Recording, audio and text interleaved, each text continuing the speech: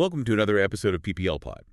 But before we even jump into the main topic today, I want you to just imagine for a second that you're an executive. Right, like an executive at a massive global record label in, say, 1978. Yeah. And you have this 19-year-old musical prodigy just totally ready to debut. And you tell her, to release this safe, conventional rock track as her first single. Which is standard industry practice. Right? Exactly. But she looks at you and she just says, no, I am releasing a song I wrote about a 19th century ghost. And, the most incredible part of that standoff is that she actually wins. Yeah. She wins, and the song becomes a massive global hit. And then she goes on a single, just grueling 6-week tour, literally invents the wireless headset microphone out of wire coat hangers. Because she needs her hands free to dance. Right, exactly. And then after all of that, she just walks away from the stage for 35 years. Yet she somehow becomes one of the most influential musicians of all time, breaking global chart records 4 decades later.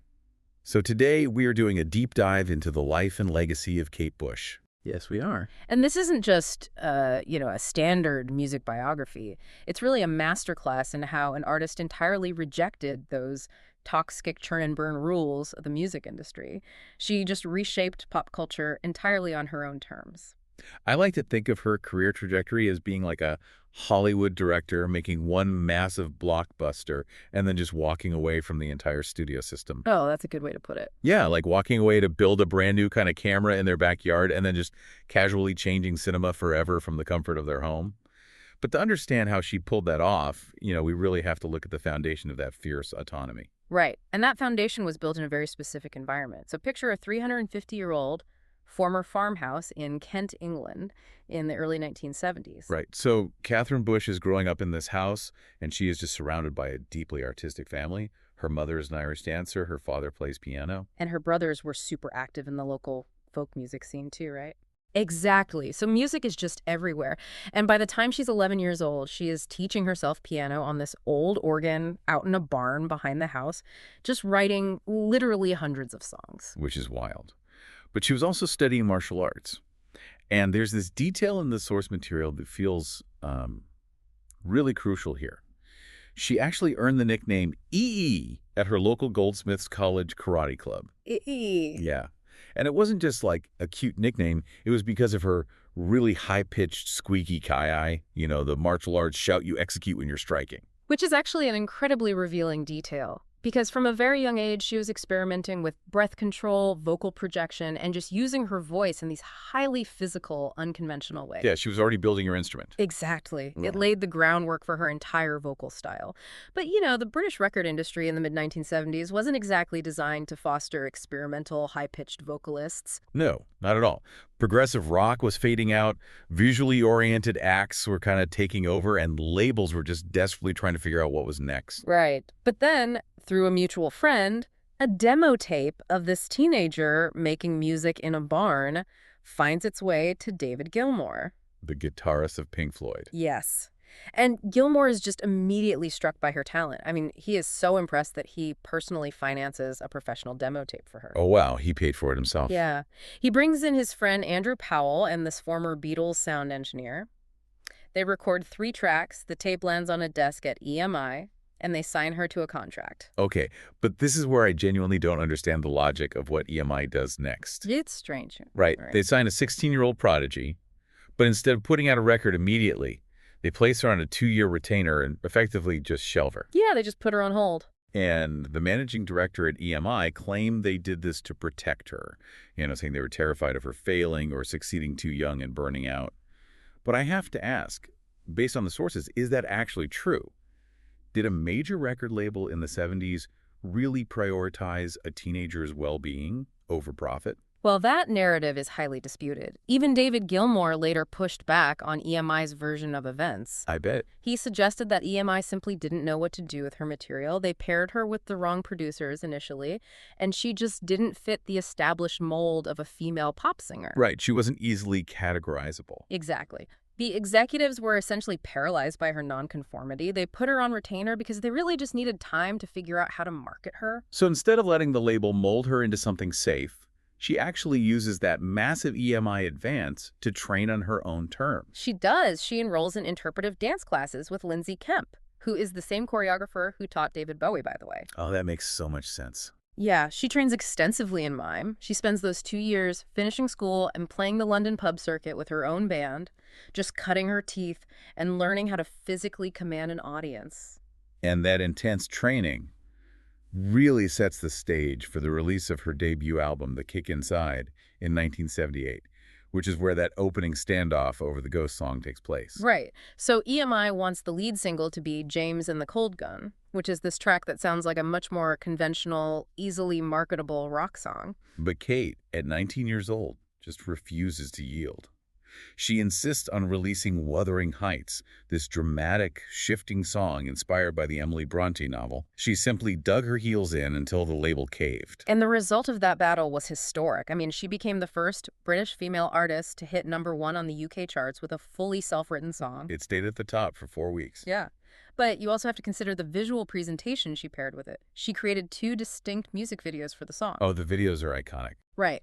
In the studio version, she is in this dark, mist-filled room wearing a white dress, using the expressionist dance and mime she learned from Lindsay Kemp to embody the ghost of Kathy. It's so eerie and beautiful. And then in the outdoor version, she's wearing a bright red dress, just dancing wildly on the grassy moors of Salisbury Plain. It was mesmerizing and totally uncompromising. And that intense theatricality leads directly into her first and actually only tour in 1979. It was called the Tour of Life. And honestly, calling it a concert feels like a massive understatement. Oh, absolutely. It was a 6-week hydra-headed spectacle. It blended music, mime, poetry. She even had magic tricks with an illusionist. She was executing 17 costume changes per show. Which is physically insane. And the logistics of that show required a huge technological breakthrough.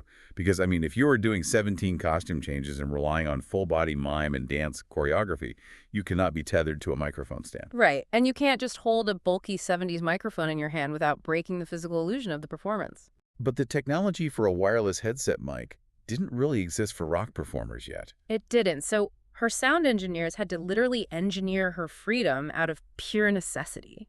They took a standard wire coat hanger, shaped it to fit securely around her head, and then taped a compact radio microphone to it. That is just brilliant. It was a massive innovation. It allowed her to sing live while using her entire body to perform, and that was an idea later adopted by massive touring artists like Madonna and Peter Gabriel. But the irony here is that building the perfect touring technology is exactly what exhausted her. I mean, before the tour even officially began, her lighting director tragically died in an accident. Yeah, that was devastating. So between the grief and then the sheer physical demand of that intense choreography, the toll was immense. EMI executives noted she was just utterly wiped out by the end of it. So after just 6 weeks, she stops. She walks away from touring for the next 3.5 decades. And of course, the media immediately branded her a recluse for quitting the road. Right, which I really want to push back on. Like, based on the source material, with the 17 costume changes and the physical toll, wasn't she just avoiding total burnout? She wasn't retreating from the world. She was just relocating her genius to a place where she could actually work, the recording studio. Exactly. She realized very quickly that the grueling machinery of touring was just incompatible with her creative process. The exhaustion of the stage forced her to find a new playground. But she didn't just lock herself in a vocal booth. She actually took control of the entire business apparatus surrounding her. Yeah, right after the tour, she set up her own publishing company, Kate Bush Music, and her own management company in Novertia. And she placed her family on the board. Wow, she just took it all in-house. She was wresting the legal and financial reins of her career away from those same executives who had originally tried to shelve her. And having that financial control allowed her to experiment freely, which really accelerated in 1980 when she was doing backing vocals for Peter Gabriel. She was introduced to a piece of technology that completely changed the trajectory of her sound. The Fairlight CMI synthesizer. Yes. To understand why the Fairlight was so revolutionary, we really have to look at how sampling worked at the time. It was one of the first commercially available synthesizers to feature digital sampling. Okay, explain that for someone who might not know 1980s studio gear. Sure. So before the Fairlight, if you wanted the sound of breaking glass in a song, you basically had to stand in a studio and physically smash a piece of glass in front of a microphone. Sounds expensive and dangerous. Right. But the Fairlight allowed you to record that smashing sound once, map it to a digital keyboard, and literally play the sound of breaking glass as musical notes. That is incredible. It basically turns the entire physical world into an instrument. Precisely. It vastly expanded her sonic palette, and she leaned heavily into the Fairlight for her 1982 album, The Dreaming. It was the first album she produced entirely by herself, and she used the technology to create these incredibly dense, complex, almost suffocating layers of sound. Yeah, she later called The Dreaming her She's Gone Mad album. The soundscapes were so overwhelming that critics at the time were totally baffled by it, and it sold poorly compared to her previous hits. It was definitely polarizing. But, if we go back to your metaphor of the director building a camera in their backyard, The Dreaming was Kate Bush figuring out the mechanics of that new camera. She was learning how to map the bizarre, wonderful sounds in her head into the physical world. It was a necessary bridge to her ultimate masterpiece. And that mastery comes into full focus by 1985. She's exhausted by the high daily rates of renting commercial studio space. Yeah. So she takes the director metaphor literally. She just builds a private recording studio near her home. Which gave her total unbothered isolation. She could wake up, walk into her studio, and just experiment with the Fairlight for 20 hours straight. No label executive looking over her shoulder, no ticking clock draining her budget. And the result of that environment was the album Hounds of Love, an album that casually knocked Madonna's Like a Virgin off the #1 spot in the UK. The brilliance of Hounds of Love really lies in its structure.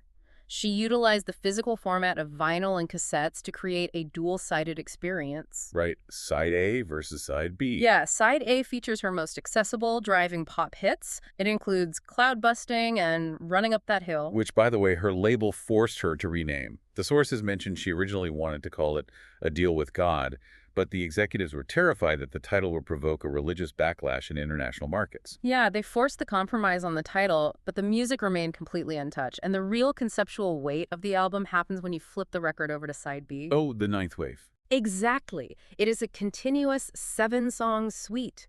It tells this terrifying atmospheric story of a person drifting alone at sea, slipping in and out of consciousness, experiencing these wild hallucinations and memories. Her storytelling range is just astonishing. She really operates like a musical novelist. Yeah. I mean, on The Sensual World, she writes a song about dancing all night with a charming stranger who turns out to be Adolf Hitler.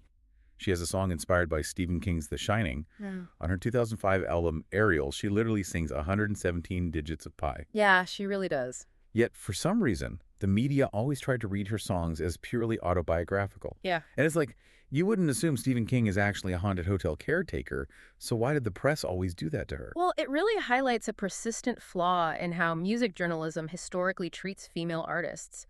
There is this baked-in assumption that a woman's work must be a diary entry, that it has to be confessional. Right, like she couldn't possibly just be inventing fiction. Exactly, and Kate Bush always pushed back on this. She explicitly stated she views herself as a storyteller, embodying a character for the duration of a song. Her actual influences were horror films, classic literature, and even British comedy. She frequently cited Monty Python as a major inspiration. That's amazing. And that desire to separate her art from her personal life brings us to the infamous 12-year gap between her 1993 album, The Red Shoes, and her 2005 album, Ariel, because she essentially drops out of the public eye completely. And the British press absolutely ran with the narrative of the tragic eccentric. They compared her to Miss Havisham from Charles Dickens's Great Expectations, imagining her just wandering around a decaying mansion in total isolation. When the reality was actually incredibly mundane and beautiful. She had just become a mother. Right. She gave birth to her son Bertie in 1998. She wasn't trapped in Gothic isolation. She was just prioritizing raising her child over the machinery of fame. She later explained that the long gaps between albums frustrated her too, but she firmly refused to sacrifice her family life for the industry's timeline. Good for her. But she does eventually return to the stage. 35 years after her one and only tour, she announces the Before the Dawn residency at the Hammersmith Apollo in London in 2014. And she booked 22 nights. The tickets sold out in 15 minutes. 15 minutes. Yeah. The residency was universally acclaimed, and it proved her star power was completely undiminished. The hype around their shows made her the first female performer in history to have 8 albums in the UK Top 40 Albums chart simultaneously. But even that 2014 resurgence looks small compared to the seismic event of 2022.